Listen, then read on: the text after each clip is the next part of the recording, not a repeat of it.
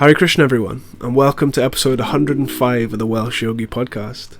Today we've got a really nice episode from the team that are currently in India. They're in Mayapur Dham, and today's episode's a really nice insight into the importance of accepting a spiritual teacher when you're traversing the spiritual path, and how our Western mentalities really are not geared up to accepting authority. Please enjoy. Without any further ado, roll the intro, I guess. Welcome to the Welsh Yogi Podcast.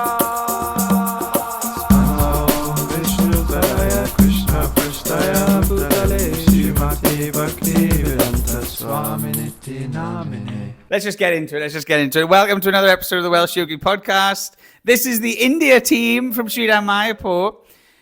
You can see we have myself, Gopal, Pali Gopi, Parjanya Gopa, also in blue, and wearing the wonderful green Grinch slippers, we have Tarakanatha Prabhu. And we'll just make a quick conversation. Something we've been studying together at the minute is in spiritual life, the importance of having a teacher and a guru, and especially our culture of having different gurus. And maybe Tarakanatha, you could start as... Okay, Parjanya. Why... Some people could say, well, what is a guru? You know, why accept... a guru is a teacher. So, but do we need a teacher in spiritual life? Can I just read a book and just, practice it from my heart? What's the benefits of having a teacher? Do we need many teachers? Is one enough? Stuff like that. Maybe you could further the conversation. Hare Krishna. So we need a teacher. Your best friends. Haribol, oui. So, so we need a teacher to show us practically how to do things. Just like if you want to learn to be a doctor or whatever, a lawyer, you need to study, but at the same time you need a teacher who's going to show you practically how to be a lawyer or a doctor. So we need the direct association of someone who's going to show us the way. Yeah. So it becomes very easy then. That makes sense? Mm-hmm. And we all have a guru. Everyone has a guru. No one, everyone in spiritual life has a guru. Even the most elevated souls, they have a guru, right? Yeah. So everyone's learning from someone else. Yeah, Krishna had a guru. He was. Anyway, that's to set the example. But like you said, everyone has teachers. We all have teachers or gurus in our lives: fitness gurus and lifestyle gurus and health gurus. So we want to learn something, we need a teacher. So materially, and it's the same spiritually. It's not that you just can't read a book on spiritual life and think then you're qualified. Just like saying the doctor, you can't just read a book on medical science and then say, like, I'm a doctor. They call quacks, right? I don't know what they call them now, but that's what we used to call them. Someone just, and when you're sick, everyone becomes a doctor anyway, right? Everyone's going to tell you, especially Gopala. I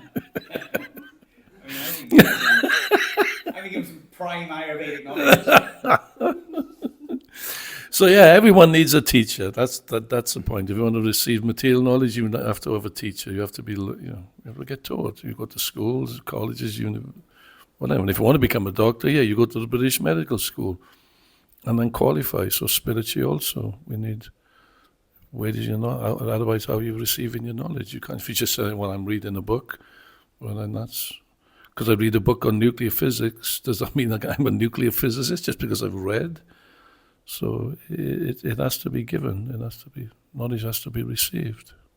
So that's the principle in spiritual life.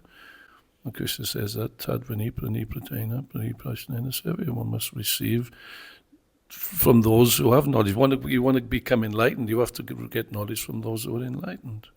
And then those who have seen the truth can give the truth. So that's what Bhagavad Gita says. That's my tuppence worth. Right. Yes, Pali.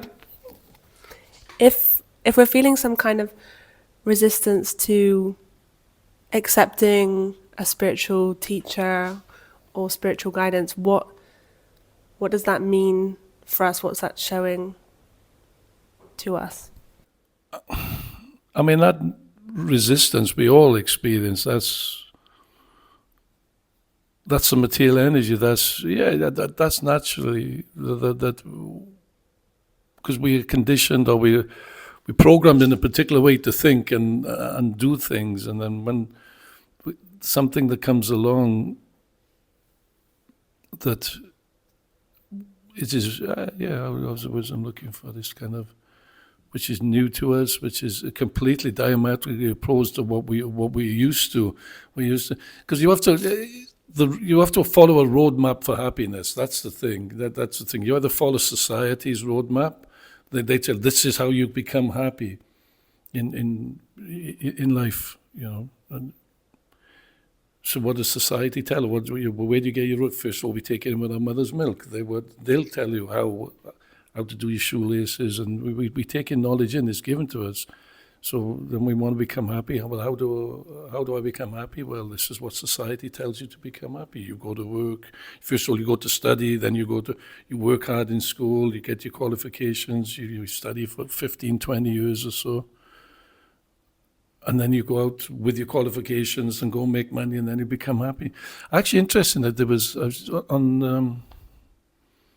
on the phone, on the YouTube, those short clips that come up. There was a guy on it, and he said, as an 81-year-old, I'm going to tell you, don't listen to them. Don't. And this is some guy. He wasn't a devotee. He didn't give any spiritual answers. He was saying from his, this is what he's learned. It was to anyone, to what society's telling how to become happy. Don't listen to them. Don't buy into the system where you've got to work hard all your life. And then anyway, he said, you work hard all your life, you work for 50 years. He said, don't buy into it. Then they said, then you retire, then you can become happy. And then he said, hey, if you do all that, which he said that was his experience, is you don't have the energy. Then he said, you're not dictated to. First of all, you're dictated by society, what they tell you, what you need. They'll tell you what you think to become happy, because what the norm tells you, what society tells you. And then he said, then you retire, and then you got no energy. He said, he's speaking as an age, you haven't got the energy. He said, then you're not dictated to by society, you're dictated to by your health, you're dictated to by your body. So if you want to, and he says, it's all funny. So he was saying, don't buy into it, just be happy, do what you want to do. That's what his solution was. He wasn't given any material. He realized that the material system is not working. That's, and he wasn't a devotee. He was just saying, just do what you want to do, basically. Don't just buy into the matrix and follow blindly. And then the road to happiness, which is what. So and that was interesting. So if you follow that road, you can knock yourselves out and try it, or you follow the Bhagavad Gita, the path. Now we'll feel resistance is because we are so conditioned into following this. We follow the material path where we don't know. That's natural. That's fear. That's fear. The heart will want to give, but the mind will say, "Whoa, slow this down. You don't need to do. Why do I need to do this?" Because the heart naturally wants to give. It naturally wants to give naturally wants to love. So when you find something, especially you come to spiritual part, and doubts, they're natural. Doubts means intelligence. We should question. We shouldn't accept anything blindly. So that's why we have a system, the Vaishnava system, confirmed by the flower falling off. Is that we have a Guru Sadhu Shastra. You have the teacher, you have other saintly people, and you have the scripture. So it's a balanced system. You just don't make the system up. That's what we were saying. You don't, if you start making your own way up. But resistance, that's natural. That's our internal, wait a minute. Well, and that's okay. That's fine. Take your time. Don't rush into things. That's fine. And question. But at least follow the roadmap. At least be signposted. Then that's what the Bhagavad Gita is giving us, a spiritual for happiness. Because the material one is failing badly. So many rich, beautiful, wealthy people, but are they happy? And these are, like I say, these are random people that are just. But he said he's gone through 80 years and he's woken up a little bit earlier. But he didn't know the alternative. Bhagavad Gita gives us the alternative. There is an alternative to working hard all your life. And then what? What do? You got to find out what's life about. Why am I here? That's what human life is meant. Why am I here? What's my purpose of life? So if you don't ask the question, you're not going to get the answer. So Bhagavad Gita gives you the questions, and it also gives you the answers. Over to Gopala. So that was nice. And I mean, I was also thinking in regards to Paddy's question, that sometimes a lot of people have maybe negative experiences of people in power exploiting rather than, so when you think like, oh, I got to have a guru or a teacher, maybe some negative connotations come straight away. But really what a real guru is someone who really helps you in spiritual life. Like we were saying, if someone's serious about learning any art, then they want a teacher. And it's really important. I think most of us would actually kill to have someone who's can hold our hand through life, especially spiritual life, and guide us through all the troubles and tribulations that may happen, or when difficulties come, help us to get over them. Rather than everyone just thinking like, oh, I'm just on my own in this crazy world and I have to battle through life. And actually finding a bona fide spiritual teacher is a real beautiful thing. It's not something that's oppressive. It's something that's actually helps you grow. And I wanted to say that I came across this verse yesterday as I was reading the Bhagavatam. I thought it was quite interesting. This is Krishna speaking to his friend Sudama. And he talks about gurus. He says, my dear friend, he who gives a person his physical birth is his first spiritual master. So your first gurus, your first spiritual masters are your parents, your mother and father. And he who initiates him as a twice-born Brahmana and engages him in religious duties is indeed more directly his spiritual master. So in Vedic society, this is like a type of religious, do you know what I mean? Like if people today, if they get married, they might go to a priest, or you get your, like my brother, just his daughter, he just did a baptism, so they go to a church and the priest does it. So this is another type of spiritual master. But here Krishna says, but the person who bestows transcendental knowledge upon the members of all the spiritual orders of society is one's ultimate spiritual master. Indeed, he is as good as my own self. So Krishna is saying the real spiritual master is that person that helps you in spiritual knowledge, helps you get closer to God, helps you get closer to Krishna. And if you can find such a person like that, then they are as good as Krishna himself. And I thought that was, so this is so yeah, if someone's scared about accepting a spiritual master, if they don't want to be told what to do, then it's just maybe it's a lack of real knowledge about what a spiritual master actually is. Just something that come to mind then, because we're like, you're frightened of that, okay, surrendering to somebody, you got this thing of surrendering to a guru or surrendering to some higher authority. We always, I mean, that conjures up so many connotations, the word surrender, doesn't it? You know, for me, it's always like come in the First World War, come up with your hands up, isn't it? You got to, you know, surrender means I'm being forced to do something. That's what we generally, but the surrender that that you're talking, that we kind of, it's like a child to a parent. It's out of love, and they have full faith in that. So it's not forced. The point I was going to make is, Prabhupada said, when you surrender, you don't surrender your intelligence. That's what intelligence is meant for. It's meant to discriminate. Yeah. You don't just blindly follow. That's the point. That's just, yes, it was. There's all sorts of. That's not what. Probably the inquiry, surrender through service and inquiry. Tadvani pranipranina service. So that means that's how the transmit of spiritual knowledge is. It's through submissive hearing, using your intelligence, inquiring, and also rendering service. Because everyone serves someone, that's the whole point. That's the whole point. Everyone serves someone. You analyze, look in your lives. Everyone is serving someone. The teacher, parents are serving the children. Well, the children don't serve the parents anymore, but in days of yore, that's what it was. The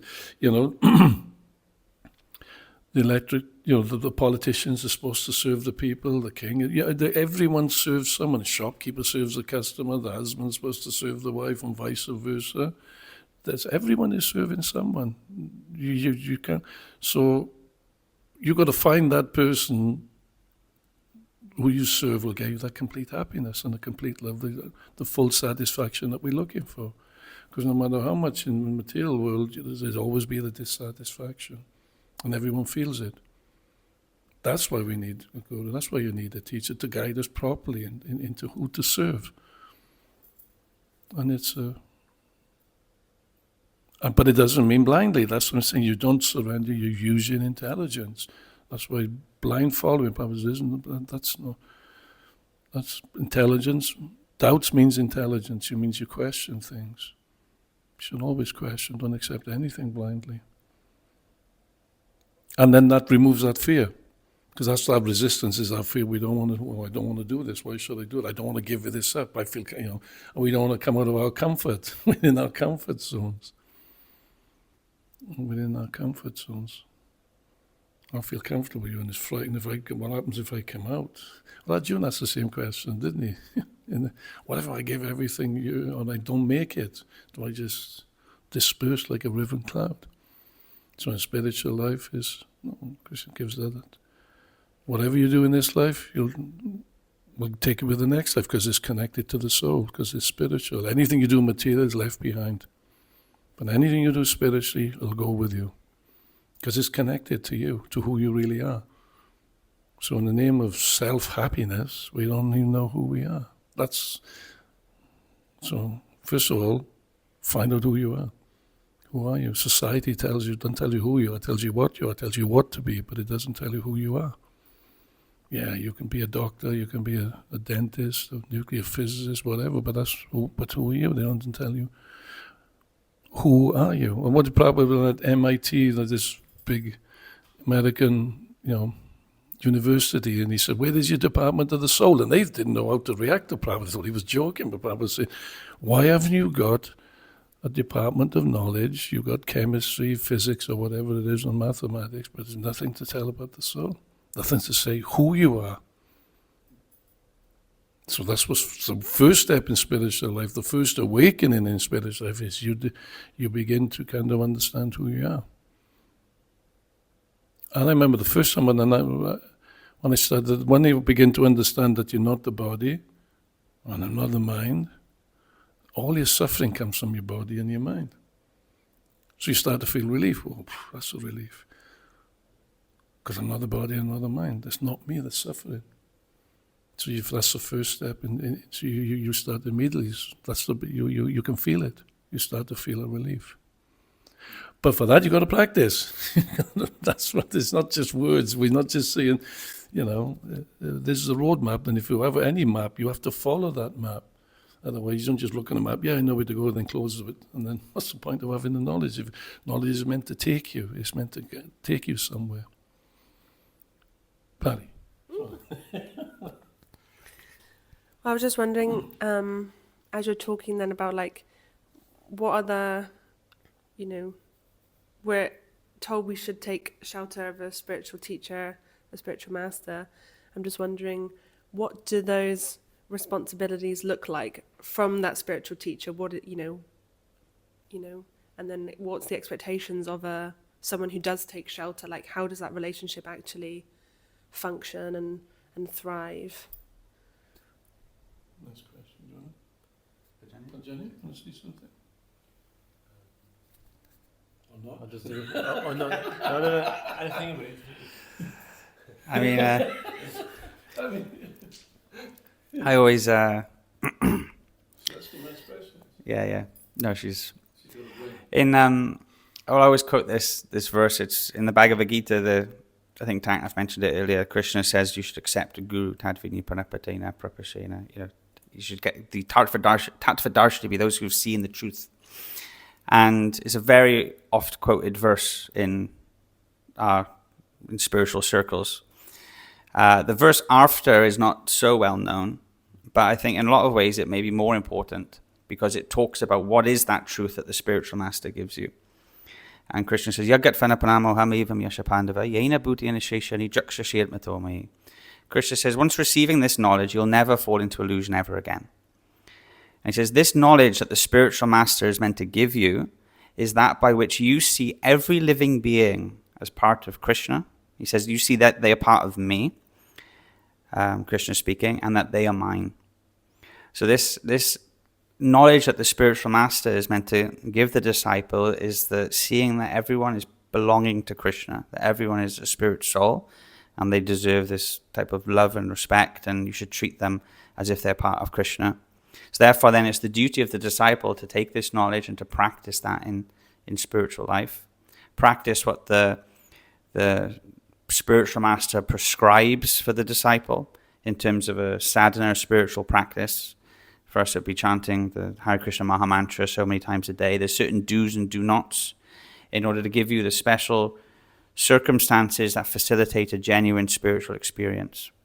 And so then, like that. So these are the sort of like the duty of the disciple is discipline to listen to the orders of the spiritual master, just like a doctor may give orders to a patient. If you don't follow the orders, you can't expect to get better. So like that. It is based on a type of relationship, and also the spiritual master is bringing one closer to God. So then one should see the spiritual master as a representative of God, like that. This is some thought. Just one thing, just as you were saying, well, it's a two-way street. Well, you asked, well, what is it like coming from? I just think it's like, well, it's based on service and inquiry from so the teacher's given knowledge, and it's just, and it's based upon the student to receive the knowledge. It's based upon service and inquiry. Just like, and only when you receive knowledge, when a teacher gives in school, that you have the student, and the student is more apt to learning, that's more into it, so to speak, that is more receptive to the teacher, will draw that out of the teacher. If someone's not interested, why would the teacher, why would I give this? He'll do it, give as the general knowledge, but if you want more, that's because it's based upon relationship then, and that relationship is based upon service or pleasing. Just like, and that's just natural psychology. We do it every day. It's just what we do. So you see a teacher, and we used to call them the teacher's pet in school or something, but because the teacher would naturally, because they see the student was learning, because I was up the back of the class, never learning, messing around. But for those, because then it's drawing it out of the teacher. He's naturally inclined to give. So it's like that. But when you say, what is it based upon? The guru, that's like some mystical thing. But it's not. If the student wants to learn and is based upon an attitude of service, which it says in the Bhagavad Gita, and an inquiry, it'll naturally draw out what the guru has. Because he'll naturally want to give. It's just natural psychology, and then it's like that. That's so, it's the same material spirit. There's parallels, but one's material, that's what I'm saying, and one's spiritual. You follow. It's the same. So it was a nice point you was making, and I thought that was a nice. I thought that example is to highlight it.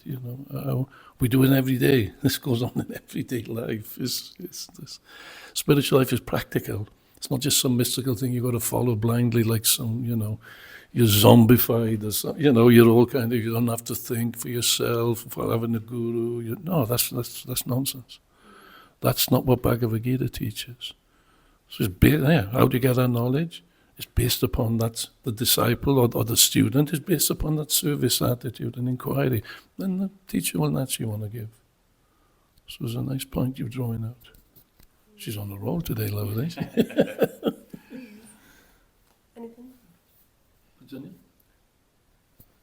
And I was thinking nowadays it's very fashionable to think. We are even forced to think or encouraged to think that we learn everything on our own. Like we are, I'm a self-made person and I don't need anyone. And you see so many people, like sports people, or talking like that. I made myself on my own, and I learned by myself. Like it's very we are preached to in this way basically, and but it seems that actually whatever we learn, whatever we know, we learn it from someone anyway. There's nothing that we haven't learned from someone. I think can't really think of anything that I know that I didn't learn it from someone. Like I got inspired from someone, or isn't it? So if we want to learn about the goal of life, the most important thing, then it's very natural. It should be very natural to approach someone who knows better, who's further on the path.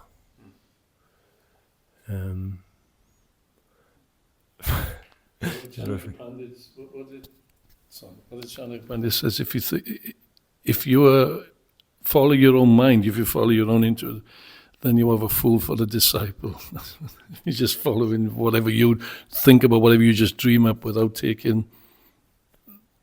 That's what Chanakya, those are some wise words. And Bhagavad Gita, so knowledge begins with humility. I mean, like it's a nice point you're making, that you're accepting an higher authority. And like you said, we're not taught that we're the self-rugged individual, pull yourself up by your bootstraps type of, that's Western kind of thinking. You don't need anyone. Whereas the Vedic system teaches you to accept an authority, and it begins with your parents, as Gopal said. They are your first teachers, the first gurus. So you show respect. It begins in family life, showing that respect, and you don't see that nowadays. Modern society is losing. The fabric of society is breaking down because they're moving further away from spiritual or religion. It's just, what do I need? It's all arbitrary. And that's why there's just more and more confusion. It's just literally more and more confusion. People come. It's because everything's game. It's arbitrary. It's not based on anything. You can be whoever you want, male, female. It doesn't make any difference. It's just whatever you think. This is what I feel. Who are you to tell me any different? What you have to say? If you're just not going to accept anything, it's arbitrary. And as you make it up, whatever you think, that's your reality. But there's a reality beyond our perception, because we don't even know who we are. That's the thing. That's the first thing. We're not male, female, Christian, Buddhist, or whatever. We're not religious. We're not black, white, whatever. So that's the first basic step, is to understand who we are. Okay, how long are we going to say? Okay, so it looks like the mic somehow cut out just at the end of the podcast. Luckily it was at the end and not in the middle. But as you can see, Gopal is making some important announcements, I'm assuming, so I'll try and dub them in. I think right now he's saying, please subscribe to our YouTube channel, and tell all of your friends to subscribe to the YouTube channel, because we really need you guys to subscribe to the YouTube channel. And yeah, he really enjoyed doing the podcast with everyone, you Parjanya, you Tarakanatha, and thanks for listening. He's waving. Tarakanatha says thank you very much, and Pali says remember to tell them to subscribe to the YouTube channel. Tarakanatha agrees, and so I guess that's the message. Please subscribe to our YouTube channel. Hare Krishna.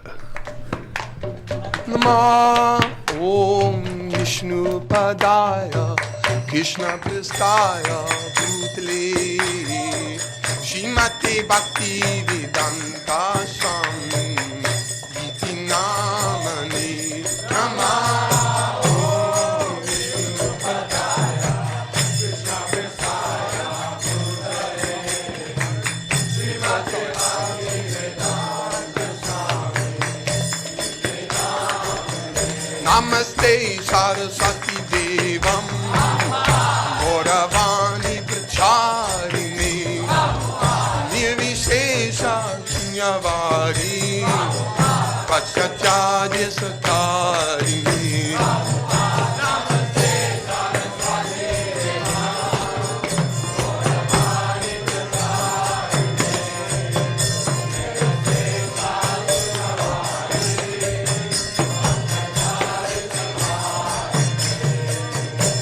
Nama Om Vishnu Padaya Krishna Pristaya Bhutale Shrimate Bhakti Vedanta Swami Iti Namane Nama Om Vishnu Padaya Krishna Pristaya Bhutale Shrimate Bhakti Vedanta Swami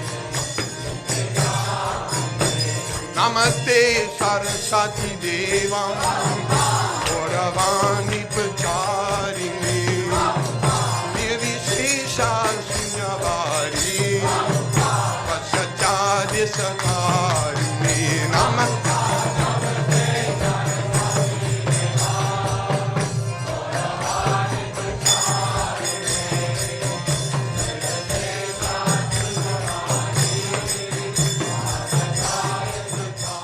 So if you're wondering what these slippers are, they're Tarakanatha Prabhu's Grinch slippers that he takes everywhere he goes. And it has to be the Grinch.